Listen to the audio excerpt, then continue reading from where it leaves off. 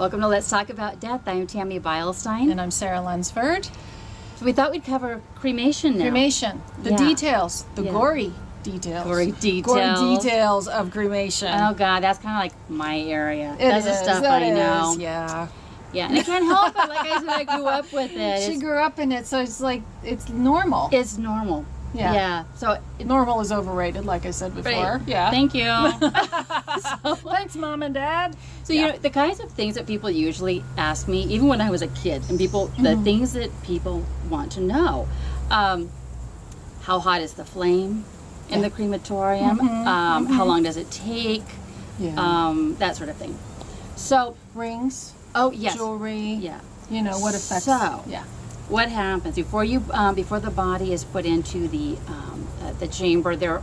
You remove the jewelry if there's anything that you want to keep, because it will be melted. Yes. And after the body is cremated, it goes through a little sifting process, and the bigger pieces are taken out. And so, if there's any jewelry that you want to keep, or photos that you put inside for a little ceremony or something, take those out. Exactly.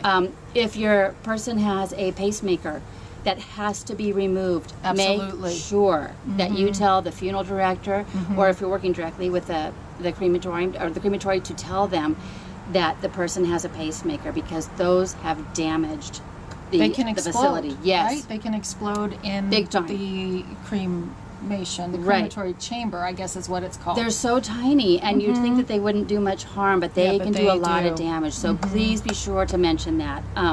Usually they catch that and they find out, but just to be safe. Yeah, just to be safe. So the basics.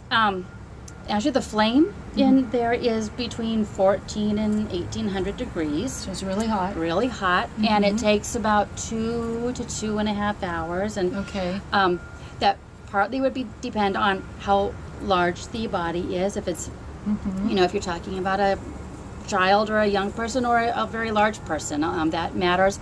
It also can matter what time of the day they do the cremation, because they keep it stays hot in there, and so then it may not take quite as long on the last one of the day as it does on the first one. So they turn it on, and they begin their daily process, and they do one body at a time. One at a time, and it is thoroughly cleaned in between bodies. There is not a speck left. So when you get your person's ashes, you know that is only your person. That is your person there. Yeah, absolutely. Did you have any questions about it? Anything you wonder? No. I was just, the thing is I think a lot of people, they wonder, is it one person? Right. Multiple people? Because you see these horror stories sometimes that show up where it's like, mortuaries or crematoriums are not doing very ethical and good things. Yeah. And they're mixing people's ashes, and they shouldn't be. That must be so rare, though. It is. It's extremely rare. Because every person I've ever met, mortician or people that work at the cemeteries or the crematory, they are such upstanding people. They are. I just love them all. I mean, I've never met one that I did not trust or or that I was comfortable with. You know what? People. Oh, go ahead. You know what is interesting though is that, do people have to take their loved ones to a mortuary to be cremated? No. So you know what? Some people think that the crematory is part of the cemetery, or that it's part of the mortuary, and a lot of the times, sometimes there is a cemetery that has a crematory right there on the property, but a lot of times it's a standalone business. So the mortuary will take the body to the crematory. And if you're choosing to do a home funeral and take care of all of this on your own, you have to get the permits and everything, of course, but you can have the body taken directly to the crematory and skip using the mortuary for services or anything like that. Exactly. States differ. You may have to go through the mortuary to do the paperwork, because now so much of that is online. Yes. And a funeral director has to be the one involved to do that. But still, you can save a lot of money. You can do it yourself and just go straight from one place to the crematory. Not cremate yourself. No. No, But wait you for can- that until the appropriate time. Exactly. Yeah. But you can arrange to have your loved one taken to a crematorium. Yes. Yes, that's, Yeah. Did I say cremate yourself? It sounded kind of like it. So I just wanted to clarify Sorry. that just in case. Sorry. Yeah, there are no special permits for cremation. You can tell we do not script these out.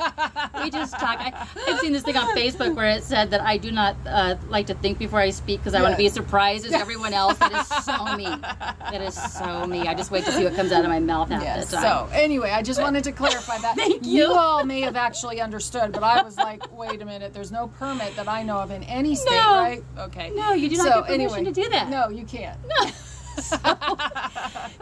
So same with the cemeteries. Yes. Go check out the crematories if that's something that you're interested in. Some places will allow you to have a little service in their facility before the cremation. Some will let you be nearby as the cremation takes place if you want to view.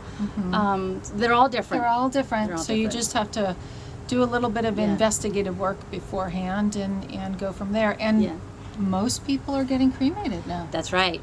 That's You right. know, When I was a little so- girl, it was very few. Very few. Most people were buried, and now it's becoming the flip-flopped. Because it was a little taboo to be cremated. There were some Religious issues, you know, beliefs where cremation was not acceptable, Right. and now it's a little different. Yeah. So It is. you just go with it. Yeah. It's going to be on my choice, actually. I don't want to be cremated. You don't? No. Oh, see, No. my son does not want to be. I told my son, the rest of my bury family me. does. Yeah, bury me in a box. Yeah. Like a regular box, because I don't want him spending the money on the coffin. You're such a mom. Yeah, I know. Just put me in the cardboard box in the ground. We'll be okay. The cardboard He's going to be box. digging in the middle of the night. Mom told me. In the poor ground. kid. You brought up another point. You cannot just bury a person anywhere. Yeah. Even if you own your own property at home, you cannot You do that. cannot do that. But when it comes to cremation, with the ashes, once they are given to you, they belong to you. And as long as you have permission of a property owner, you can spread the person's ashes there. Yeah. Yeah. We'll be careful with your casket, though. Let's talk in the future about the things that can be done with cremain ashes. Cremated, remains, ashes. Yeah, cremains, however, yes. Cremains. Cremains, yes. Because I want to be made into diamonds. Oh. I do. So we're going to We'll talk talk about that soon. Okay, so you got to tune into our next episode because you may want to be turned into emeralds. Yeah. Right? Who wouldn't? Rubies. Hello. Yeah. Thanks, guys. We'll see ya. We'll see ya. Bye. Bye.